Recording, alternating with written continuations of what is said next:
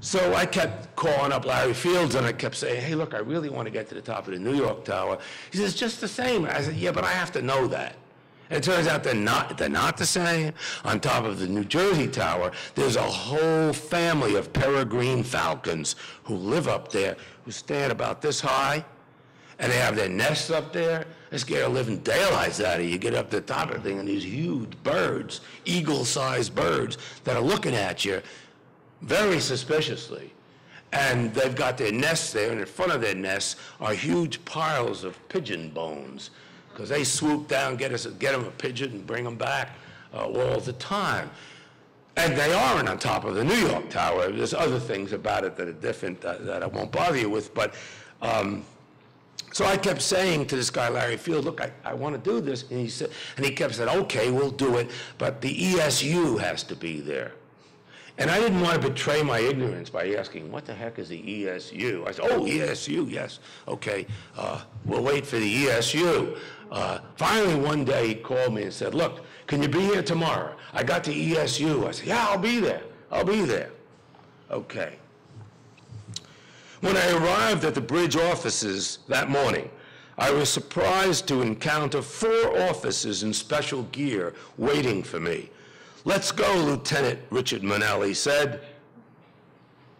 And by the way, ESU stands for Emergency Services Unit of the Port Authority Police. And these guys are really something. They protect the president when the president comes to New York. I mean, these guys aren't regular cops. They don't eat a whole lot of donuts and stuff. These guys are in great shape, and they're tough as nails. They're something really, really different. Anyway, when I arrived at the bridge offices that morning, I was surprised to encounter 4 officers in special gear waiting for me. Let's go, Lieutenant Richard Manelli said.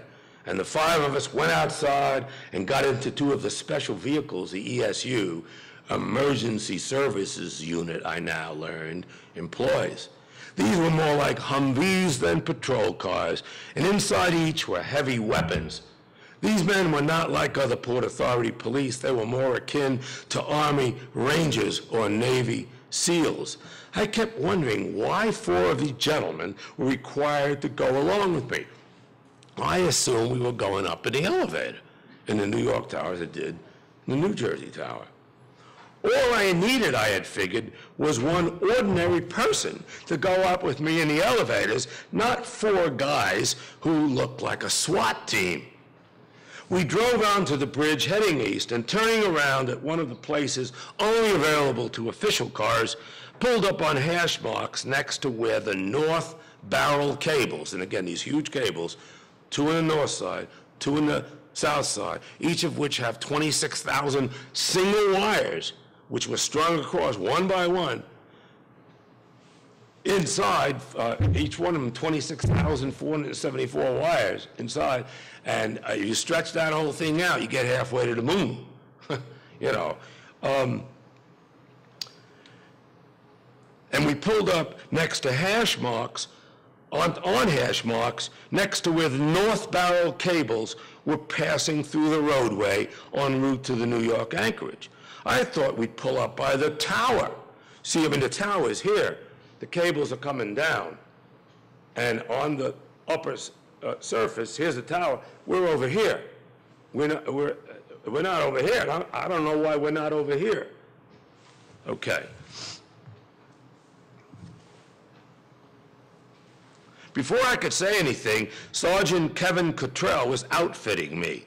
Step into this harness, he said. It's like putting on a pair of pants. I wondered what the harness was for. Okay, he said, now let's slip the other harness over your head. He did so. And then, after a good deal of belt adjusting, snap fastening, and Velcro engaging, the 2 harnesses were as one. A large U-shaped hook protruded from the spot where they joined, right here, and from it ropes with brass fasteners played out to the right and to the left. Cottrell now plunked a hard hat on my head and adjusted the chin strap. What was all this? Weren't these guys being overly cautious? Okay, Cottrell said, let's go. Patrolman Jerry Fidella and Mark Legis will lead. You'll be in the middle, and I'll be immediately behind you. The lieutenant will bring up the rear. Any questions? Yeah, I said, where are we going? Didn't you want to go up? Cottrell asked, pointing to the top of the tower. Yeah, I repeated, adding under my breath, but... And it had suddenly occurred to me what Cottrell had in mind. We weren't going up in the elevators at all. These guys planned for us to climb a barreled cable to the very top of the tower. I couldn't quite bring myself to say what I was really thinking, which was, to be perfectly plain about it, oh, shit. But I couldn't quite back out either. I would handle this somehow, I told myself, and told myself again. I was instructed to snap my brass fasteners in front of us on the hand ropes, because you're walking on a rounded surface that's about like so.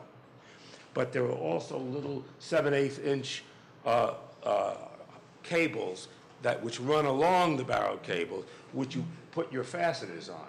And then you walk pushing your fasteners in front of you when you walk up the cable, which reaches, by the way, 44 degrees.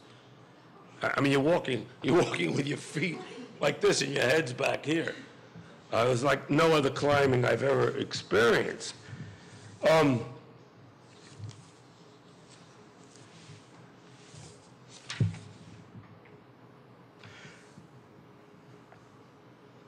Cottrell seemed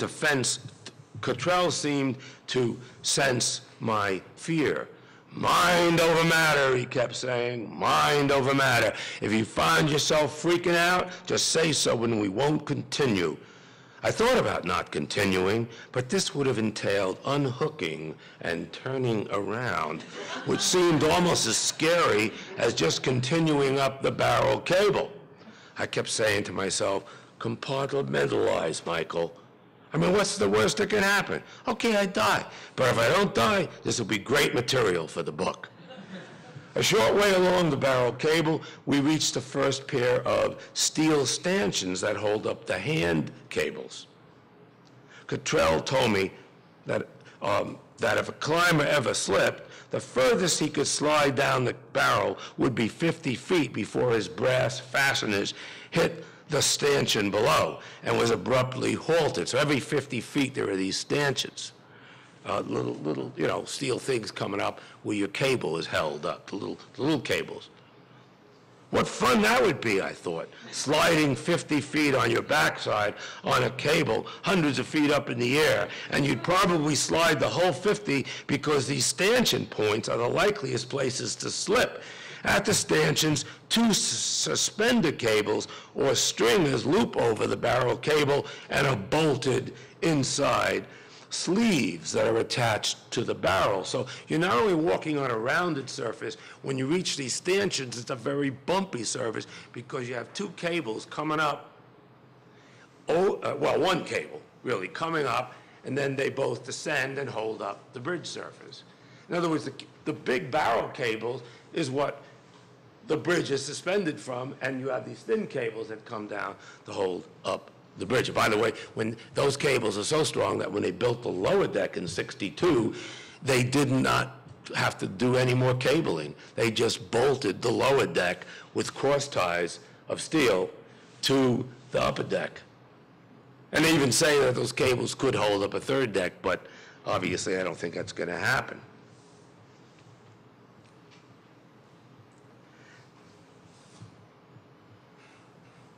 I was glad it wasn't raining that day, making the surface also slippery. But the wind was blowing strongly enough. At such a height, there's nothing to stop the wind that sweeps down the Hudson.